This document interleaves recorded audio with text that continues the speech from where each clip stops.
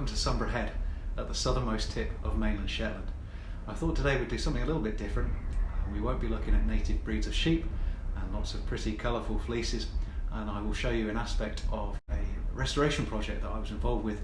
very fortunately, a number of years ago, relating to the restoration of a Second World War radar station, an Admiralty radar station adjacent to the early Victorian lighthouse here at Sumburgh Head. So you'd be very welcome to join me on an extremely windy day as we navigate the strategic significance of Shetland during the Second World War. We're about to go outside. It's going to be windy. There's the lighthouse tower.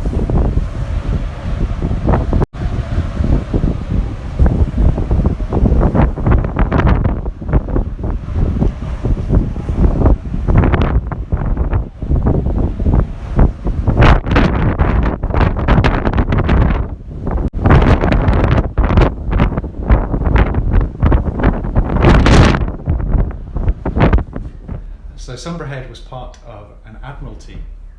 setup of radar stations, Admiralty experimental stations, which stretched from Head on the north mainland of Scotland to Fair Isle to here at Sumburgh Head and up to the most northerly radar installation at Sumburgh on the island of Umst. This was an Admiralty scheme related to Vice Admiral James Somerville, who was on the Suffolk coast in the autumn of 1939 when radar tests were being undertaken, and he was able to ascertain how significant and how useful the technology of radar could be to protect the Fair Isle Channel, the strategic stretch of water between mainland Scotland, Orkney and Shetland.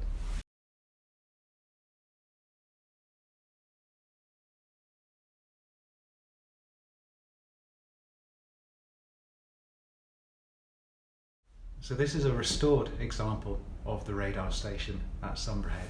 and I'm just going to spin you around and inspect. So it's very significant that we're standing here on the 8th of April, because on the 8th of April 1940, a very significant German raid just on the eve of the invasion of Norway and Denmark, as you can see from the map table, was being plotted, and it was plotted from here in Shetland, coming from the north of Germany across towards Orkney, towards Scapa Flow, where the British Home Fleet were at anchor. And it was this radar station at Sumburgh Head that was able to identify the raid and get word to Orkney, where a significant barrage repelled the German Luftwaffe. The commanding officer on that day, a man called George Clifford Evans, said that if the men on duty took no further part in the Second World War, they had already justified the entire enterprise of the radar station.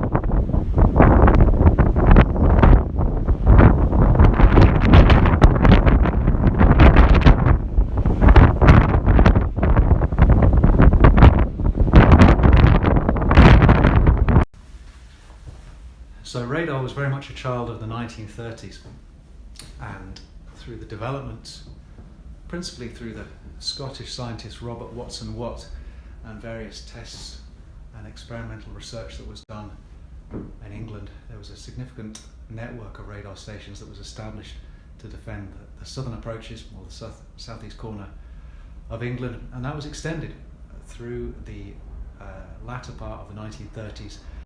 The station here at Sumburgh came online in December 1939 and is part of a number of radar stations that existed in Shetland, stretching from here at Sumburgh Head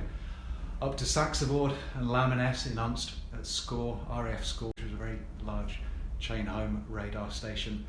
and out to Wattsness on the west side of Shetland, and also at Clate in the island of Walser.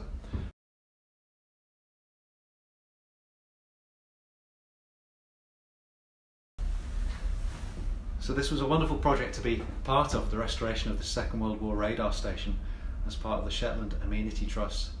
adaptive reuse of the Sumburgh Head complex. And we worked with some fantastic designers, Bagatsky Design, Jeff and Sarah, and all the guys at Leach Colour, Jim Parkin, Nicola Ward, Matt Arnold, some fabulous architects as well at Grove Rains Architects. And I'll just spin you around and show you very much this really was just a concrete shell, and we were able to kit it out. The blackboard that tells the story of the night in question, the 8th of April 1940, very significant date, as the sun comes through the windows. And we were able to see from an archival point of view all of the wonderful footage that existed, the documentation, the severe concern from the lighthouse keepers and the Ministry of Shipping and the Admiralty, and really be able to tell fundamentally the strategic significance of Shetland and the Shetland Islands at war.